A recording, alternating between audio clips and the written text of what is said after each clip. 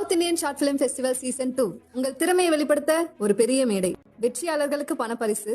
உங்கள் சிறந்த படைப்புகளை சமர்ப்பித்து வெற்றியை கைப்பற்றுங்கள். இது உங்கள் கனவை நினைவாக்கும் திருவிழா. சைனாவில் ரிலீஸான மகாராஜா திரைப்படம் இது வரைக்கும் எவ்வளவு வசூல் செய்திருக்கு, ப்ரீமியர் ஷோவில் வந்து எவ்வளவு வசூல் செய்திருக்கு, first second third fourth fifth day வந்து எவ்வளவு வசூல் செய்திருக்கு அப்படிங்கிற ரிப்போர்ட் வந்து வெளியாகியிருக்கு. இது ஒரு ஹியூஜ் நம்பராக தான் பார்க்கப்படுகிறது. இதுக்கு முன்பு ரிலீஸான 2.2 திரைப்படத்தோட ரெக்கார்டை வந்து பிரேக் பண்ணியிருக்கு. தமிழ் சினிமாவில் இப்போ நம்பர் 1 திரைப்படமாக வந்து, அதாவது இந்த வரலாற்றில் இல்லாத அளவுக்கு மிகப்பெரிய சாதனை வந்து மகாராஜா திரைப்படம் பண்ணியிருக்கு. அதாவது 2.2 திரைப்படம் வெறும் வந்து 25 கோடி வந்து கலெக்ஷன் வந்து பண்ணியிருந்தது சைனாவில் மட்டுமே. இப்போ அந்த ஒரு கலெக்ஷனை வந்து வெறும் வந்து 4 நாட்களில் மகாராஜா திரைப்படம் பிரேக் பண்ணியிருக்கு. ப்ரீமியர் ஷோவில் மட்டுமே மகாராஜா திரைப்படம் $6,40,000 வந்து கலெக்ஷன் பண்ணியிருக்கு.